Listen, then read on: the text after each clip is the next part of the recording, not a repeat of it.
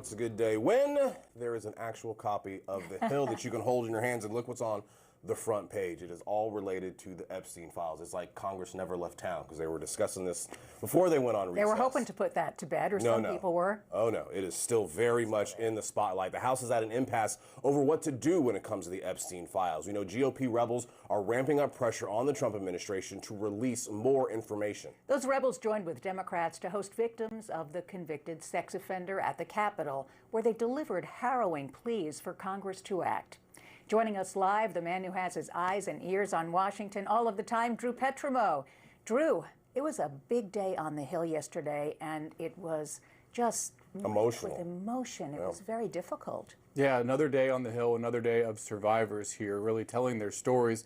Kind of created a media frenzy. You have these victims all across cable news, all over social media, just talking about this terrible situation they were faced with, many of them when they were very young women abused by Jeffrey Epstein. So where we're at now is basically there's an impasse. There's a struggle going on inside the Republican Party between leadership and some of the kind of MAGA base of the party. You have the president calling this a hoax even yesterday as these victims were on Capitol Hill. You have the leadership in the House saying, we're going to handle the release of Epstein information through the House Oversight Committee. That information is being provided by the Department of Justice. The MAGA base does not trust the Department of Justice. The base says the information they're releasing is being curated, is being redacted. They don't trust Attorney General Pam Bondi. They don't trust the administration to release the information. So they want to force the hand. There's this discharge petition to force a vote on legislation that would demand the release of all Epstein information except for personally identifying information. So that's where we're at right now. In order to force that vote, they need 2 more Republicans to sign on. There's being a lot of pressure being applied by the White House to prevent more Republicans from joining that effort. And we heard yesterday from these victims, look, if Congress isn't going to do this, we're going to step in and sort of provide our own unofficial information. Let's listen to what some of the victims had to say yesterday at this press conference. The only motive for opposing this bill would be to conceal wrongdoing. You have a choice. Stand with the truth, or with the lies that have protected predators for decades. We are here to support this bill today, not only for transparency, but for the American people. But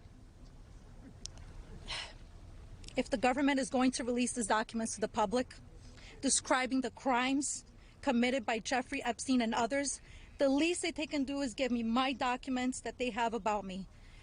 The other survivors deserve the same respect from our government.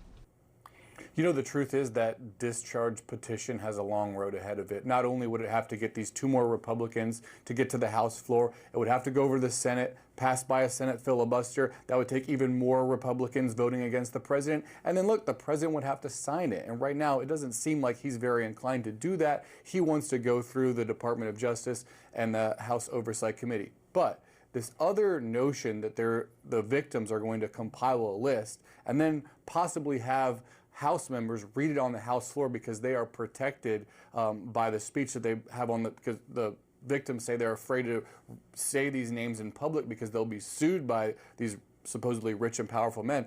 If members of the House start reading these names on the floor, that's going to just keep this story going and ratchet up pressure for even more information to be released. So you talked about the president a minute ago, and the president had something to say about the whole Epstein thing.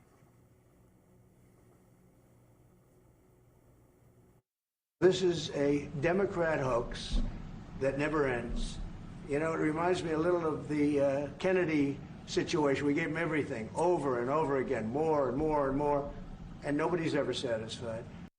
You know, that prompted a very stern rebuke from Marjorie Taylor Greene. She's one of the most base-connected Republican members of Congress. She went on cable TV last night, said this is not a hoax. The president is wrong about that. Be very interesting to see over the next few days how many more Republicans start feeling like that and if they sign this discharge petition. Well, she was absolutely fierce, Drew. I mean, she held nothing back. So between that and the victims, one wonders how many Republicans will be willing to join the 4 that have already signed on, because the president must be applying some pressure. Yeah, the president applying a lot of pressure. The White House, there was a unnamed White House official who put out this statement to media outlets saying it would be viewed as a hostile act voting for this discharge petition. So yes, a lot of pressure being put on Republicans not to join in. All right, Drew, we appreciate the time. Next hour, let's talk about what Speaker Mike Johnson thinks about all this and sort of how he's trying to get around the calls from these victims to ultimately release more information. We'll see you at 7. Alrighty. Thank you, Drew.